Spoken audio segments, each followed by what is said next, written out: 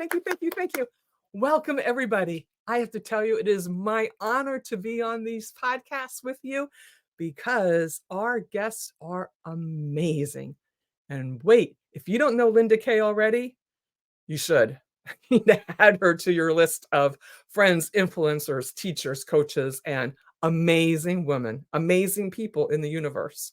Linda Kaye, who I met 3 years ago in person at a mastermind with Ken Walls and Craig Dalswa in Orlando, Florida, is rocking our world. You will not believe what she does. She's a lifetime entrepreneur, and her sales expertise was developed by, are you ready? She's starting performance. You know what they say about actors? Getting your eye line, getting your voice, public speaking, she played the piano. I think she sang then too. Like amazing. Like her mom was a piano teacher, so she had to be great with 9 brothers and she had her, another sister, and 9 children altogether. The rest were all boys. She had to get her place in the world, and she did it through her amazing 1,000+ hours of practicing her piano. She got a master's in it as well. She then went in technology, which is always the ongoing thing. We should probably all get back into it right now on whatever level you can. And then her crown at that time was real estate, selling over $800 million worth of real estate. She was in commercial real estate. She's the #1 bestseller of it. Can you imagine this book? Writing a book with your mother. I remember her when she was doing this. I was following her. Her mom, I think, was 86, 87. I think her mom's like maybe 90, 91 now. And she went blind, actually. And they wrote together Miracles on My Doorstep. Ooh. And she also wrote 101 Ways to Rock Your Life. She was part of a guest writer in that one. And there's a third one, co-authoring Write Your Life and 101 Ways to Rock Your Life. This woman is freaking amazing. And she did this really cute website. You should see her website. We're going to do her little intro right now. Eric, if you can put it on, we're going to let Eric put it on. And then we'll bring Miss Linda Kaye, the one, the only, the amazing Miss Linda Kaye to the stage. But look at this. Meet Linda Kaye, business and wealth building strategist. I'm a business and wealth building strategist. My team and I provide unique programs and systems, leveraging capital to increase your revenue that builds long-term wealth and security. I've been in the sales and business development industry for over 35 years. I have a business mastery certification. I'm a licensed real estate broker, and I've sold over $750 million in products and services. I'm currently finishing my next book with my blind 92-year-old mom. Our last book, Miracles on My Doorstep, became an international best-selling sensation. Now I'm leveraging my experience to show others how to monetize their product or service and then be able to craft their message to have the biggest impact on their audiences. What I love most about what I do is empowering my clients to clarify their message, identify the problem that they solve, and then finding the most profitable segment of their market. Whenever I'm not working or networking, I love spending time with my daughter, walking on the beach with my Westie, playing classical piano, singing in a community choir, and volunteering for a local inner city youth center. The best way to reach me is by visiting my personal website, lindak360.com. Woohoo!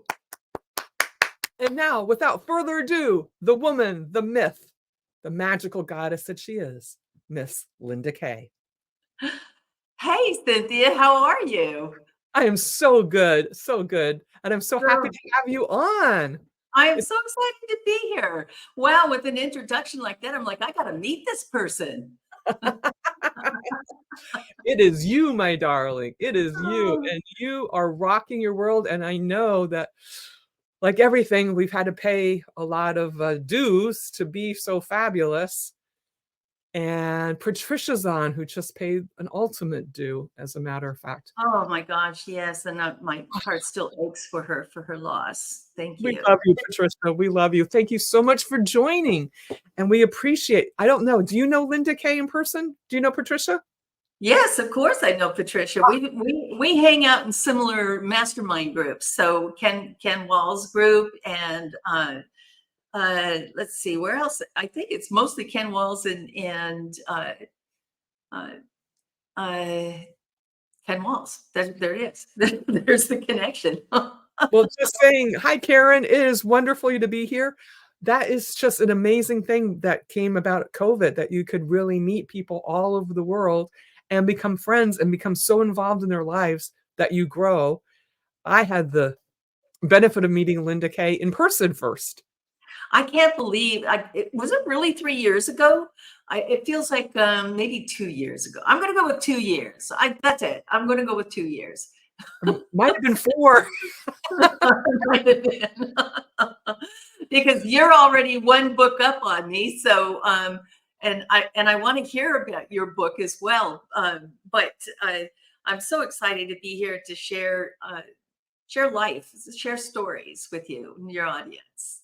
You have so many stories, and so many of them parallel my life. I was like, we could have been, as Ken Walls would say, sisters from another mother. You know And what? I couldn't, because you were also in technology and I was in sales and technology. And one bad decision in that industry, which led us down that path, which was tech and the .com bubble bursting, as they say, led me into real estate. And then real estate probably tanked in 2008 to 2010 before it really came back during the Great Recession. So sometimes we kind of see these things that kind of like follow each other. So one takes you into the recession, something leads you out of it. What led you out of it takes you into the next one. So you have to be nimble.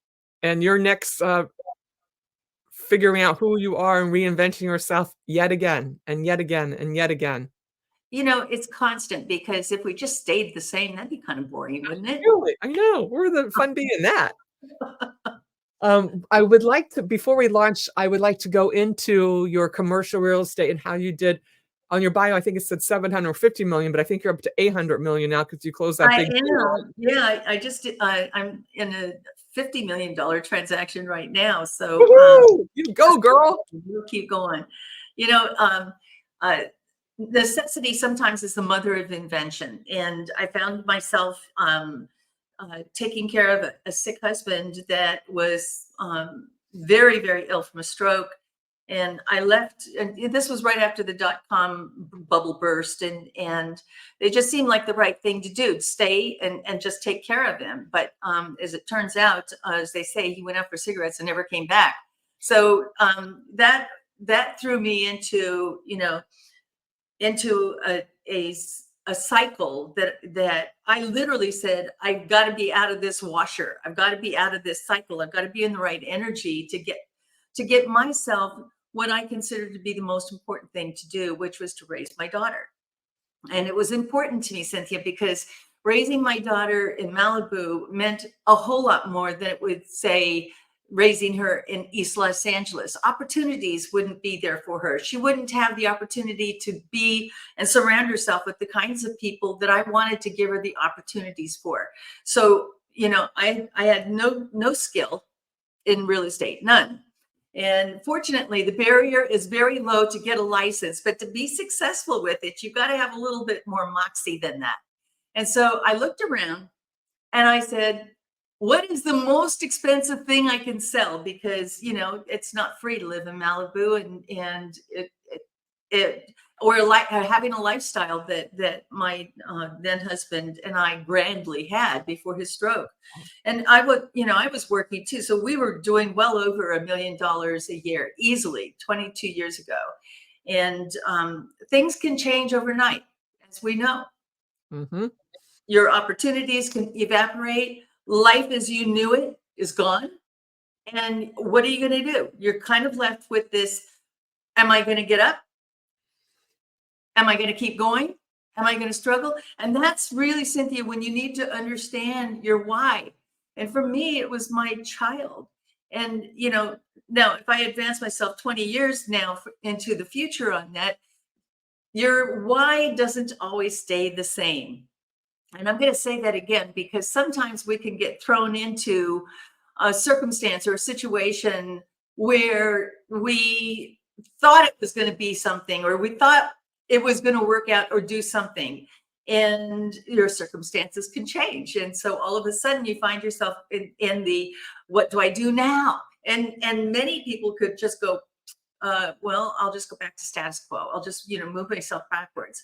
And so it isn't how many times you fall down, it's how many times you get up, and how you comport yourself, having the energy, having the focus. And during that downtime, as I looked around, I said, okay, I don't know anything about real estate, but I looked at residential and I looked at commercial. And at the time, residential was not what it is today, right?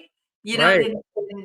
Back in the day, I look at my own home and I have 6x my original investment. So, Nice. that is a great investment. So as I looked around and said, well, I don't know anything about this, but I've got to believe that buildings and, commercials got to be more expensive. And it was also kind of heady. It was like, for me, it was like, I want to sell the most expensive things, right? Because if you're going to work for, money, then do it for as much as you can. If that turns you on, what turned me on was, wow, there's not a whole lot of women in this.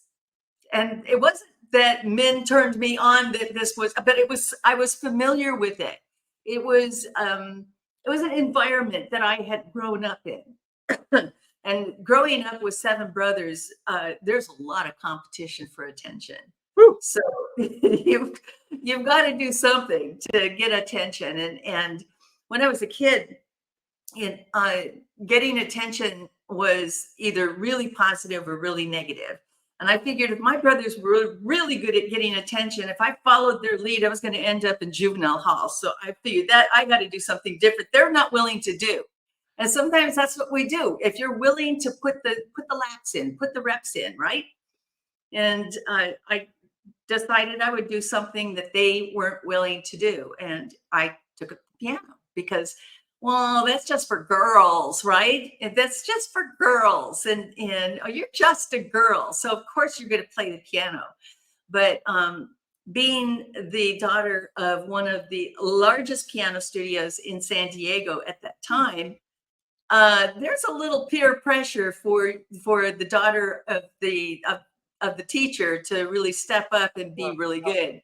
And so it was challenging, but as I like to say, after a few thousand hours, I got pretty good at it. But after 10,000 hours, I got paid for it. So Ooh, of course you did.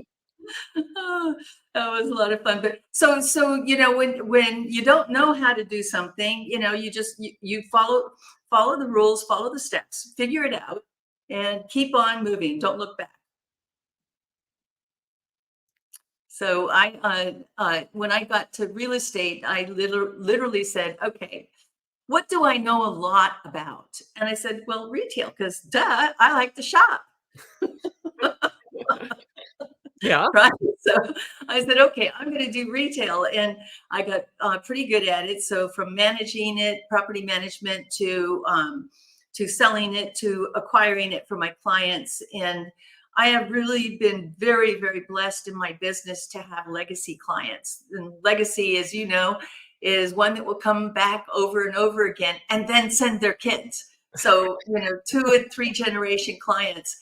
I think my oldest client passed away 2 years ago, and he was 106. Now, he wasn't as active at 106, Cynthia, let me just tell you. He was active in other stuff like staying alive, right? But he was very active till, I'm going to say, about 100, 101. I mean, he was still sharp as a tack, but the brain may be willing, but the body is not. And that's what breaks down, so just having the wherewithal and the strength that he had, I think had something to do with, he was a survivor. He was a Holocaust survivor, having seen all of his entire family put into a cart. And he had in a boxcar. He had the ability to with mechanics, and so the enemy lines kept him alive to repair the equipment that's out in the field, because, as you know, it often breaks down. So he was able to survive, but he also had something that served him so well, which I really rely on too, and that's humor. You Mhm. know, I mean, he had a situation where he lost his mom, his dad, his sisters, his brothers, and while that was extremely painful, his other view of the rest of his life was always a little bit of a joke. And a little bit of a joke. That man was very wealthy at the time of his death, and really took care of his children. So in this industry, it's allowed me to really have the freedom to have the artist kind of life. And what I mean by that is that I do a lot of things, Cynthia. I have a lot of interests, from music to other things that I'm involved in, and authoring.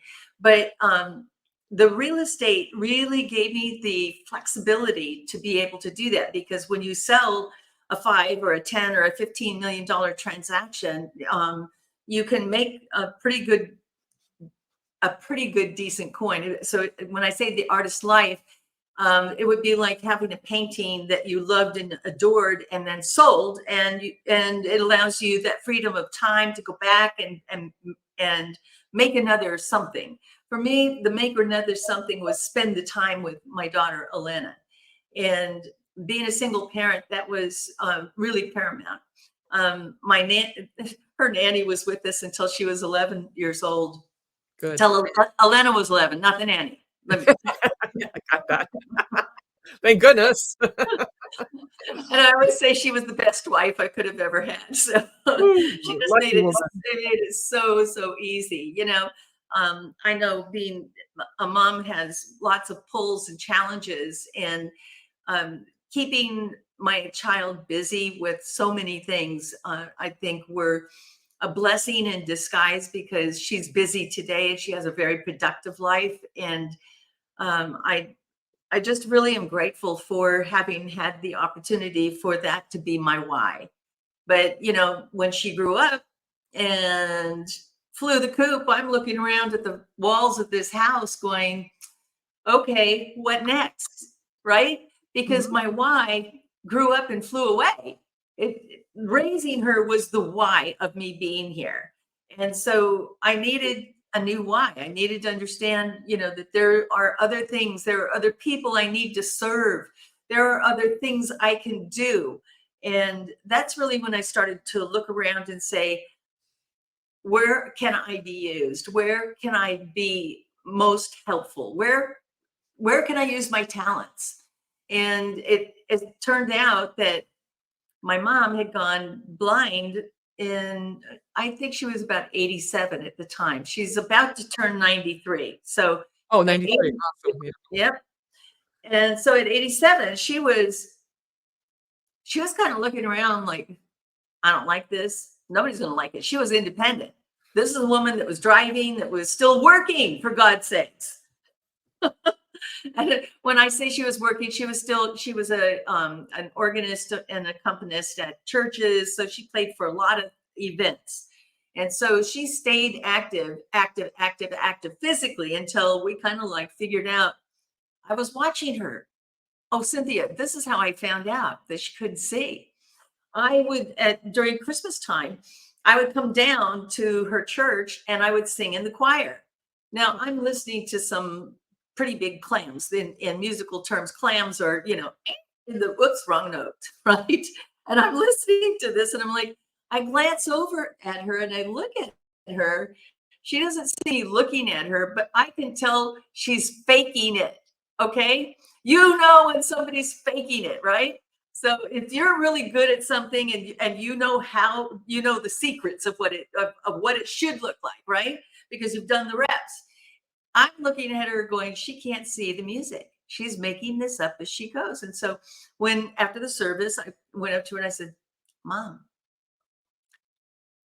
you can't see. And she goes, shh, don't tell anybody. Right? Because if we have a weakness, we don't want to show it. We don't want it to be seen. We don't want it to be revealed, right?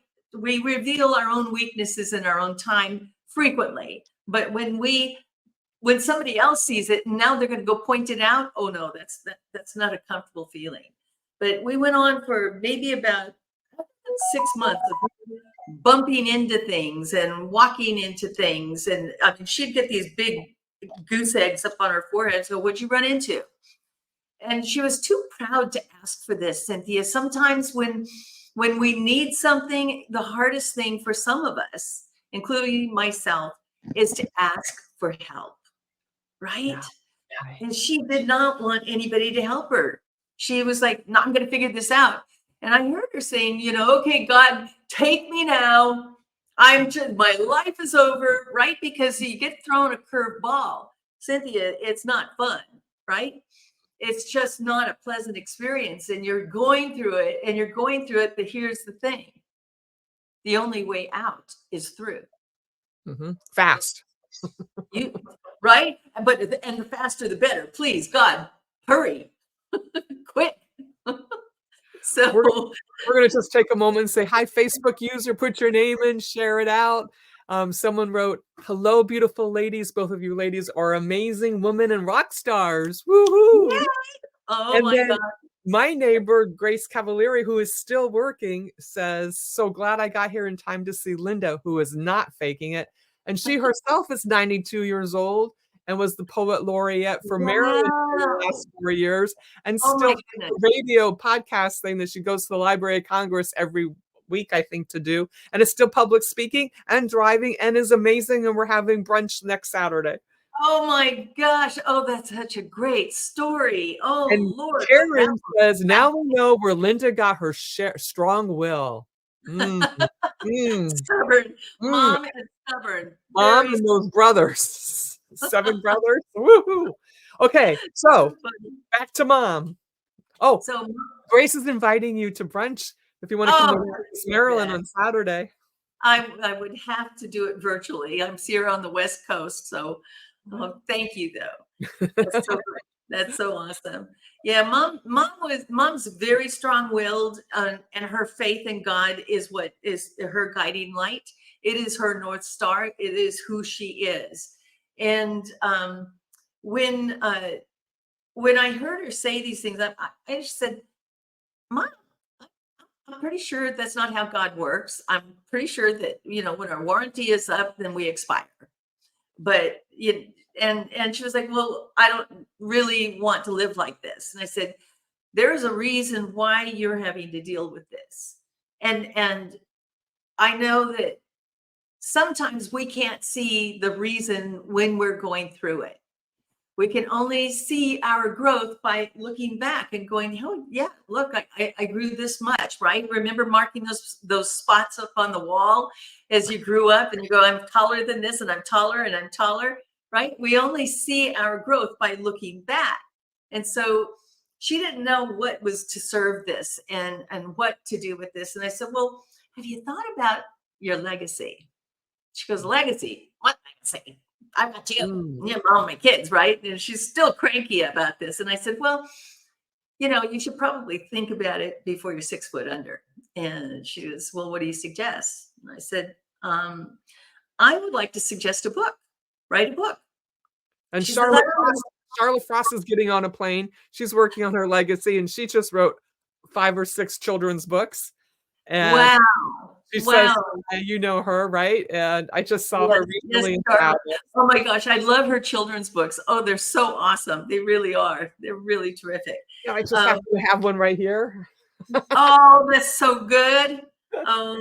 Anyway, back to your mom's book, and you're teaching her about legacy, and Charlotte just jumped up there, so I wanted to say, yeah. So I suggested that she write a book, and she goes, well, I don't know if you noticed that I'm blind. And I said, well, Mom, you may have lost your sight, but you haven't lost your vision. Good daughter. Good daughter. And, from that moment on, she was like on board. She says, okay, all right. I don't know how this is going to happen. And I said, well, I can write.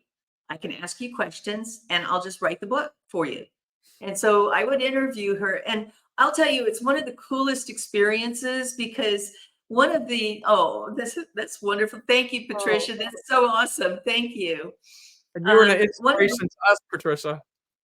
yes, definitely. We're taking a page out of your book, Patricia. Seriously. Um, what transpired though over the next probably it took us, I think, about 9 months to write it. And I would just sit down, I would just book the time with her, and I would write, until it felt like I had about 15 pages, right? I And remember it was this. I was going through this with you. yes, You had this up. I was like following it, going, wow, yes. wow, wow. Your frustrations, your highs, your lows, when you got something, when you didn't, when you didn't think you had the time, and you forced yourself to make the time because that's who you are, because you go the extra mile. And look at you now.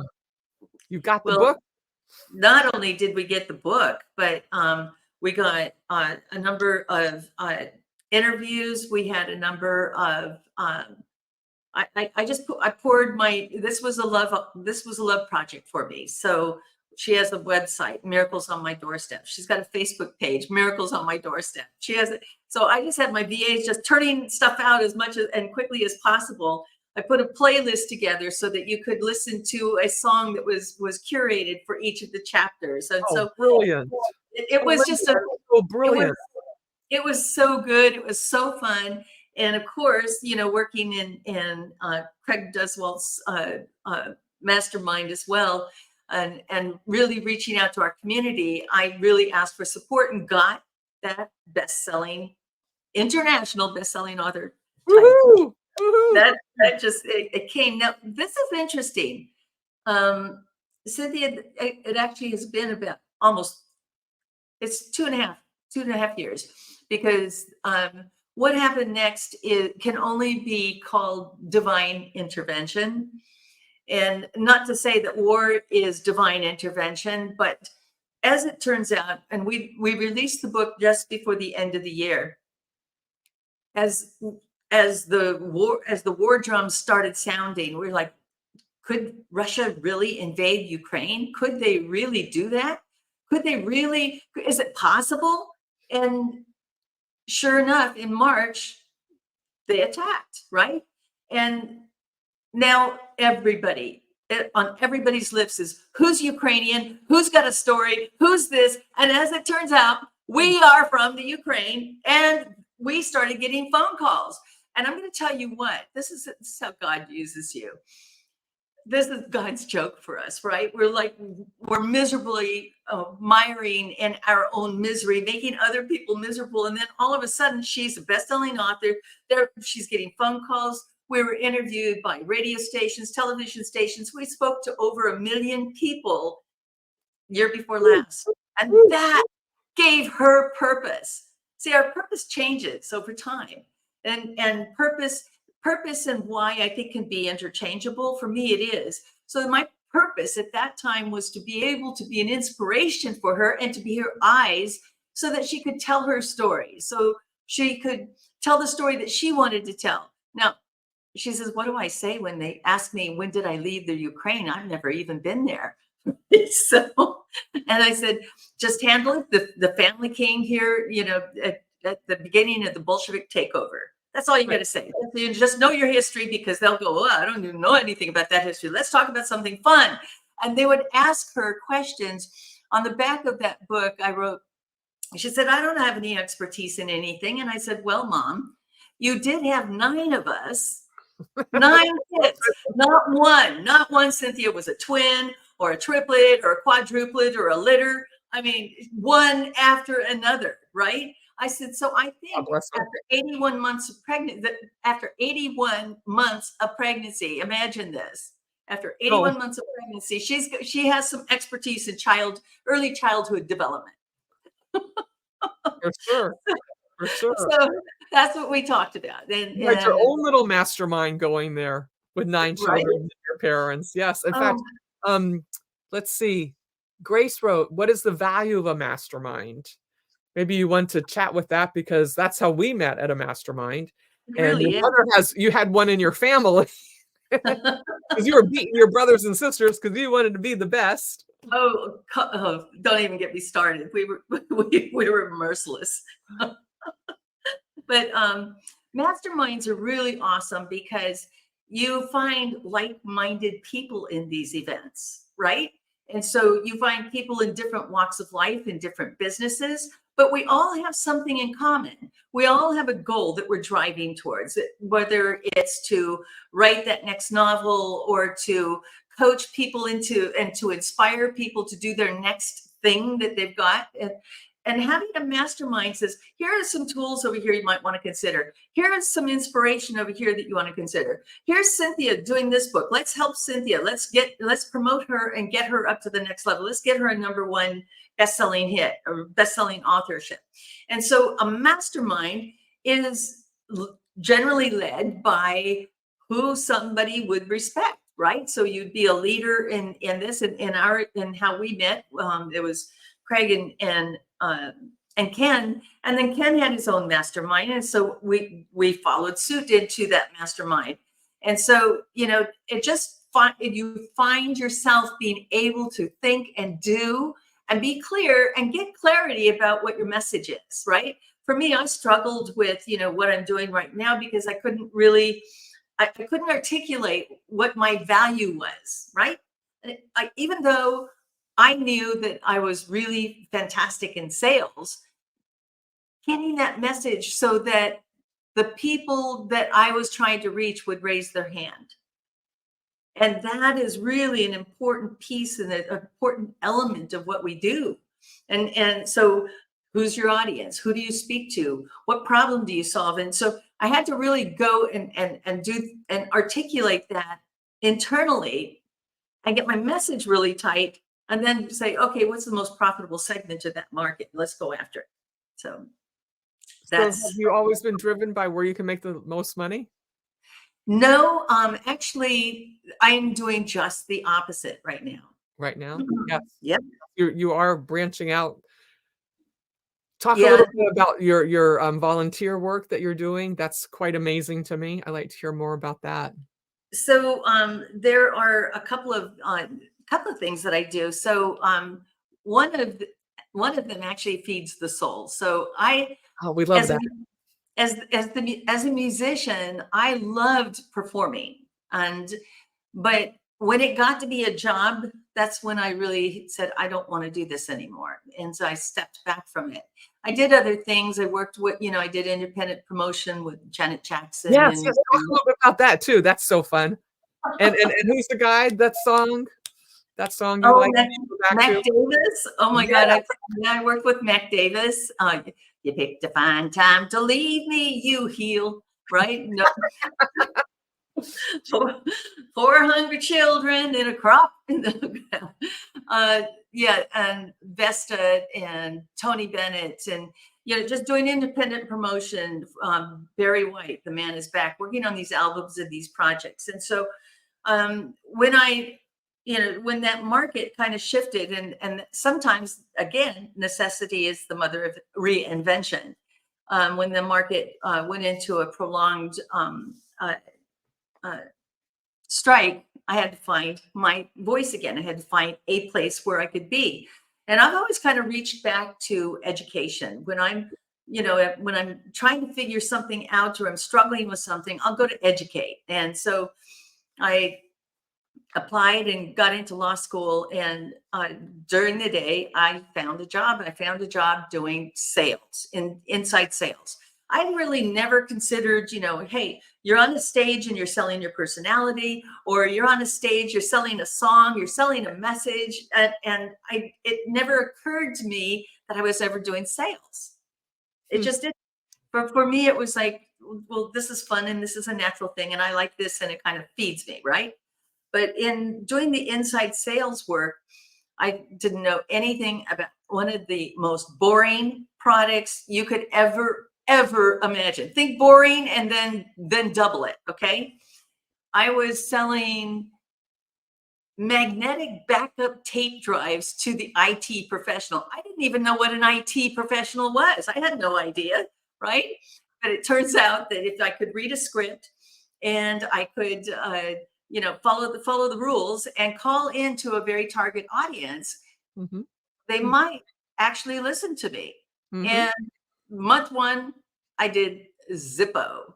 Month two, I I looked at this and said, "Are you really on the right path here? Thank God I have a base salary, right?" So I didn't know what I was doing, but I was reading the script and trying to just keep going. Month two, I got off of the script and I sounded a little bit more natural. But at the end of month two, I still hadn't sold anything. Ooh. And I'm like, I really suck. This is really not the job for me. But I kept at it and I kept making the phone calls. And month three, something happened. I called. I said, "Did you get the tape?" Because all we had to do was get somebody to agree to take it and install it and then tell me if they liked it or not. Did you get the tape? Yes. Did you install it? Yes. Did you like it? Yes. Now, what's the next question? You want to buy it? I, that just kind of leapt out of my voice. And I'm like, where did that come from? Right. And so Uh-huh. Uh-huh. I said, okay, he says, how much is it? And I said, $50,000. Right. Because I'm still feeling apologetic about the price on this. Right. He goes, I'll take two. And I'm like, yes, She's off. yes. Woo, I this is crazy. from that moment on, I said, "Oh, I got to get really good at this. I got to get so good." I mean, that was the rabbit hole for me. Was go down that rabbit hole. That was like it was so confidence building. It was the ability to really reach to the right audience with the right message, with the right product. And that was the key. Those were the three elements that I knew had to be in anything that I would take on in any endeavor. So Plus, ladies and gentlemen, excuse me, the discipline. Linda was showing you the discipline of going in anyway and making those phone calls. Discipline trumps all. Go ahead. now I wish I had the same discipline today, Cynthia, because it would serve me well and my journey would probably not be as tough. Sometimes we kind of carry baggage. And so for me, my baggage is perfection, right? Mm. It's that the funnel has to be like this, the message has to be like that. I have to have this many videos. And so those things can slow your progress down. And Mm. you get to thinking, I need to do all these things when in fact, no, you don't. Use your voice, get out there and start talking, tell people what you do. And pretty soon your message and the people that want to raise their hand are hearing your message going, hey, I could use that. I need that. And be accessible. So what I'm doing today is not what I was doing for the last 21, yeah, about 21 years. And I'm still doing my commercial real estate, but not as much. And so what I felt the calling for and the need for was to tell people about this message, to tell people about sales. And sometimes I can tell you right now, 3 years ago when I started this, nobody wanted to hear about sales. And now, what do we know? If you don't have sales, what do you have in your Love? business? Well, you're either wealthy or you have a hobby, right? Mm. Because it takes money to run that business, and you need to make money to keep that business going and keep the doors open and to hire people. So I really had to get very clear. And here's what I did. I hid the broccoli in the chocolate. Sometimes that's what you have to do, right? So you give them what they want and then you give them what they need. So what did they want? They wanted to know how to get their 1 minute together. Tell me how I can articulate what I do, because if it takes you more than 25 words to do that, it's probably a little long in the tooth. In 1 minute, you should be able to tell somebody what your message is, who you serve, what problem you solve, and what result they'll get from working with you. So that's the broccoli and the chocolate, because when they understand how to do that, now you can give them a little bit more depth, a little bit more uh, understanding of fundamentals, because Now they need to know, if I take that message, where do I take that message to? Do I take it to my podcast? Do I take that message to my funnels? Do I take it to my social media platforms? It all begins to tie together. And it is not for the drive of the money today. Yeah, I love to make money, but it isn't what's driving me. What's driving me is helping people find their message, being able to help them articulate who they are so they can serve other people. So I'm here to serve. That's beautiful. That is beautiful, and I'm so happy for you. You're finding your joy and your humor and everything else you need. That's so true. And still find the time to do the things that are important. So, Mom and I are working on the second book, and I thought I would be farther along in this process, but in November we had an unexpected accident, and all of us kids were going over to see Mom. It was just before it was early November, and I got a call from one of my brothers saying Mom fell and she can't get up. And I said, just leave her right there. I'll be right there. And I just a month or so, no, a couple of months earlier, I had bought a condo to be in San Diego, to be a little bit closer to her. And so when I got there, I knew she was broken. She was very broken. Ouch. And Cynthia, nobody expected that 92-year-old with a broken leg, with 2 titanium hips and a broken leg, to be able to stand up and walk again.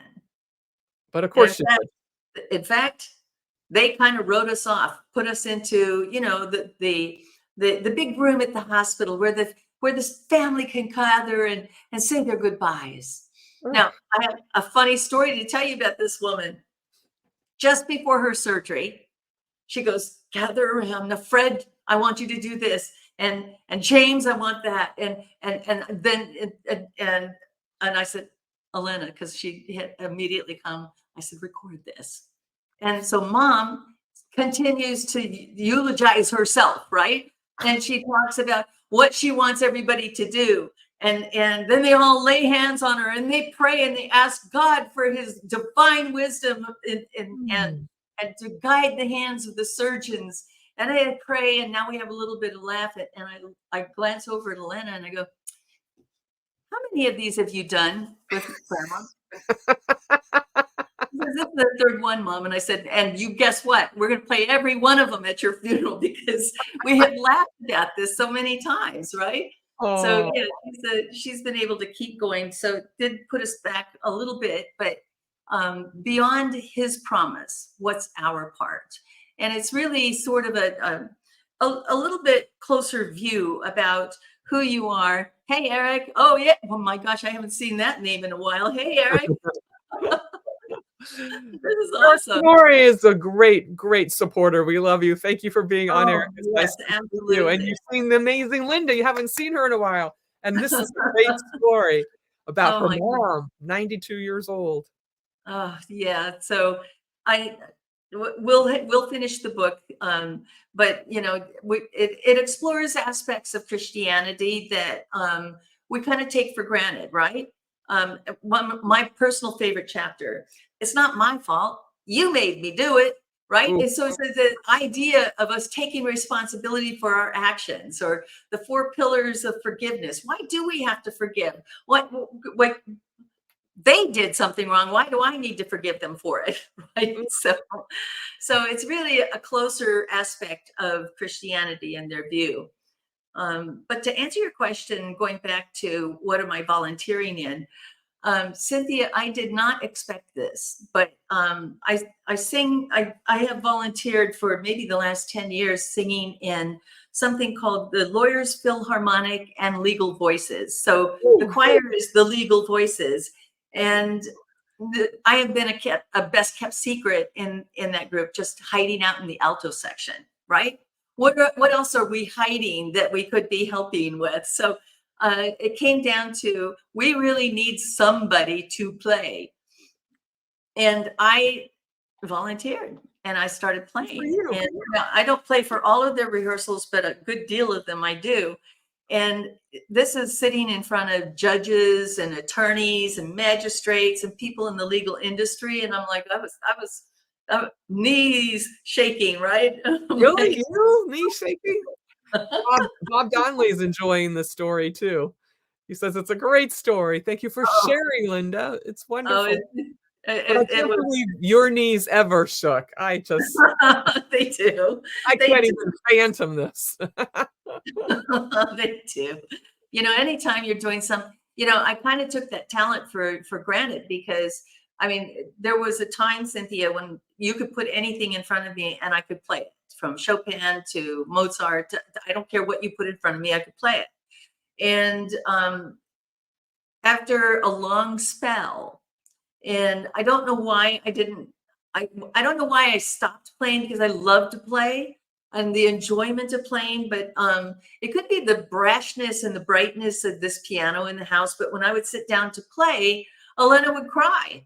And I'm like, well, for God's sakes, right? So you have to stop. You don't want to torture your child.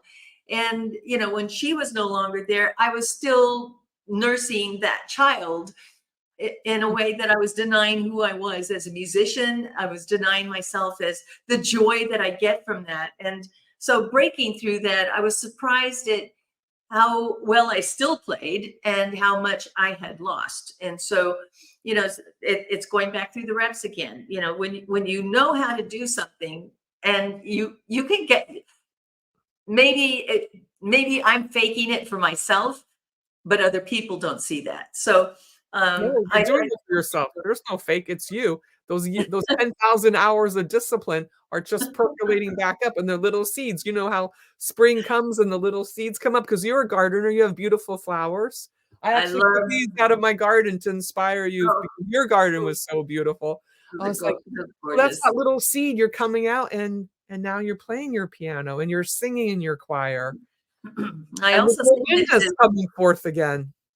at the temple, and that gives me a great amount of satisfaction during the high holidays, or even doing Purim and the plays and things like that. So my interests have been varied, but you have to keep yourself kind of self-entertained, and keep yourself going, keep your mind going.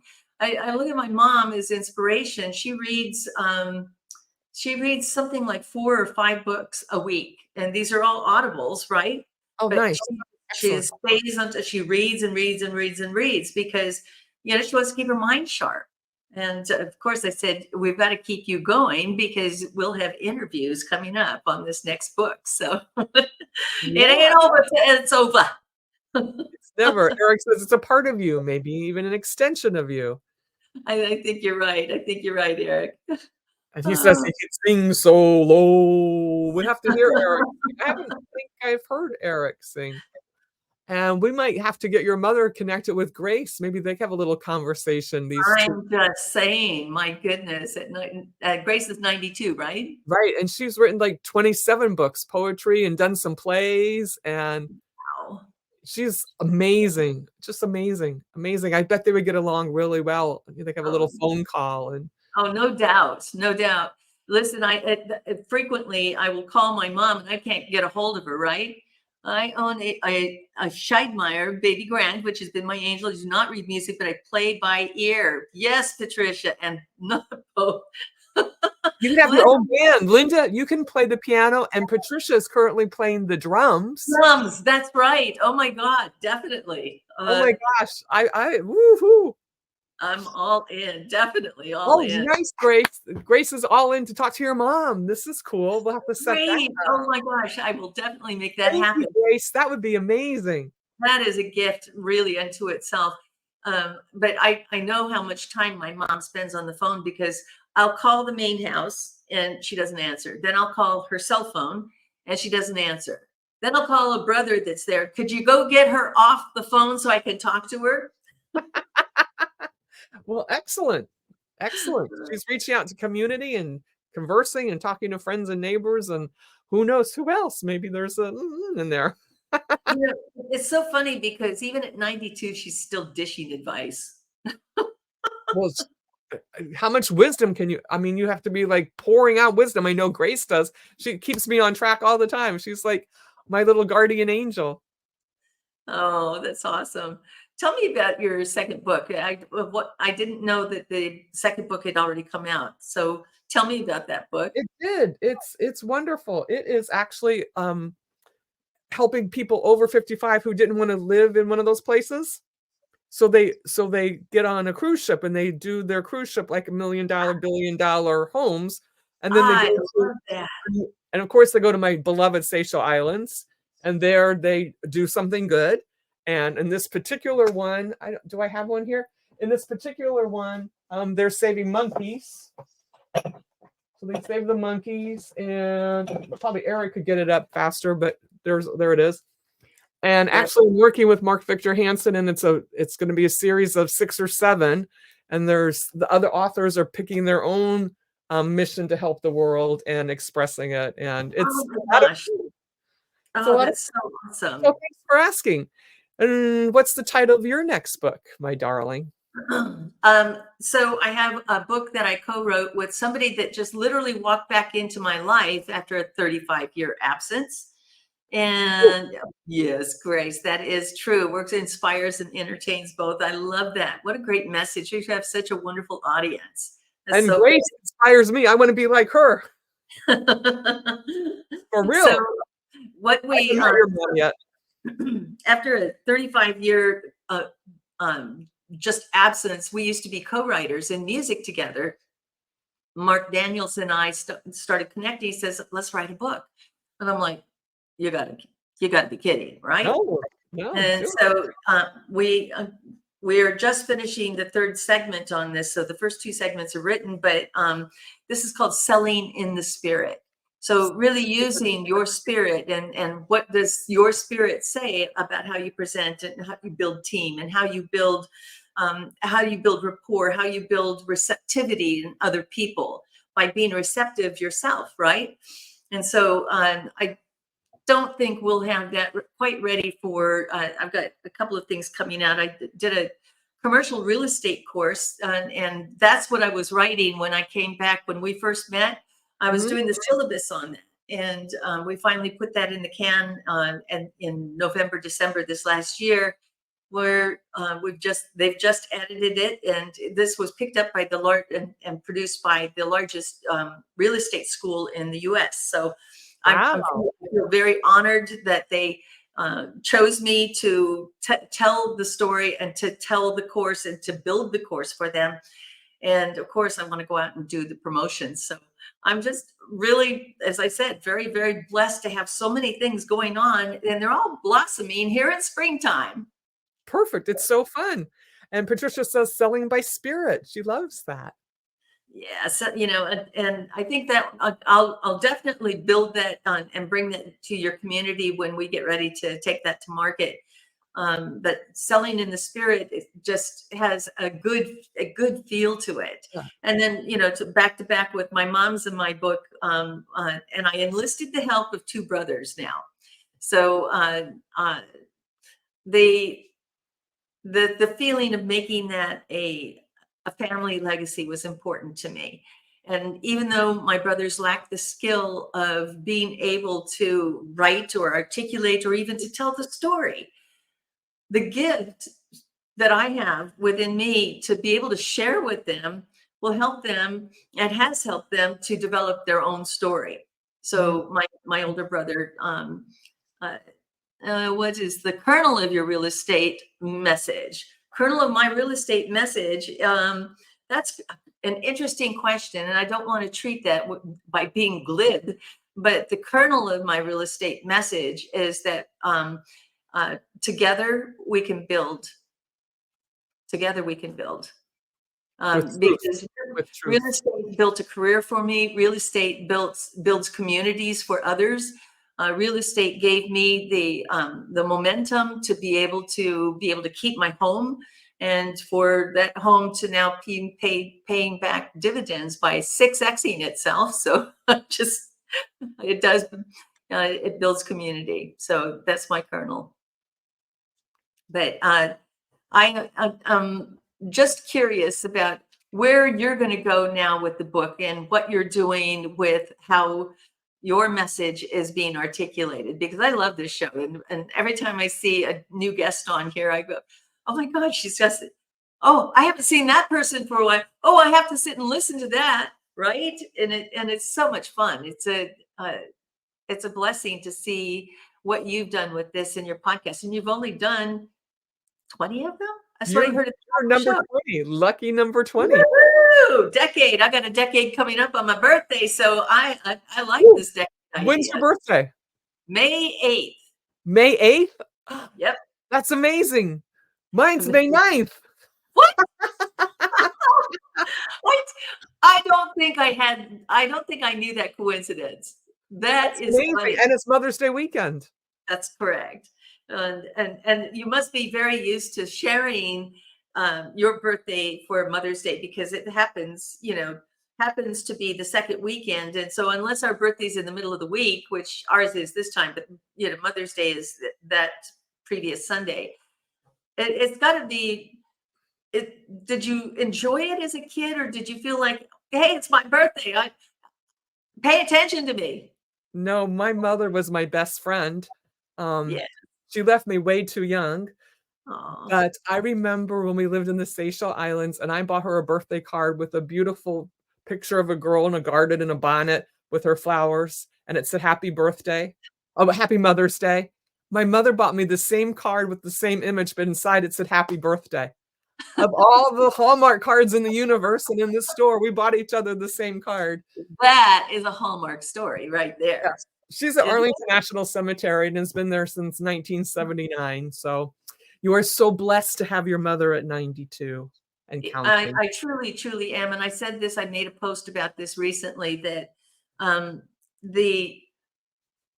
the need for us to work out our issues with our parents is so paramount. We come here, we are born into the family with the problems that they have, and it is our responsibility to work out those issues. And I will tell you, there was a period of time that Mom and I did not see eye to eye.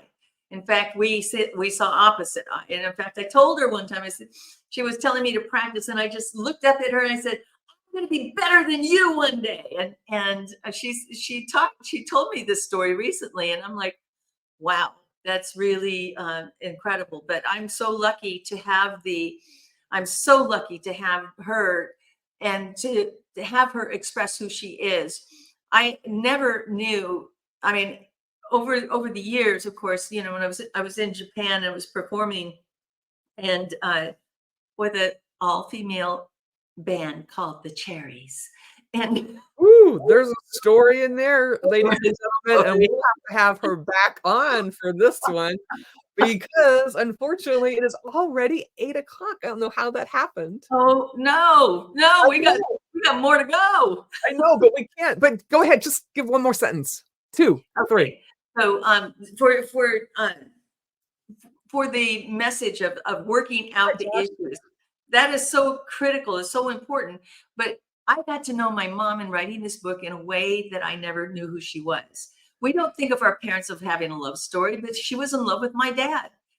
You just don't think about those things. But I have a truly blessed relationship with her, and like you, Cynthia, consider her my best friend. Oh, that's so beautiful. Everyone, remember your moms, living or dead, because Mother's Day is coming up. It's in May. What's the date? May 10th? Is that the 10th? The 11th? It's the second Sunday. That's all I know. Well, anyway, it's there. And don't forget your mothers. And love this interview. I love you, Linda and Cynthia. Thank you so much for your love here. And Patricia, we love you.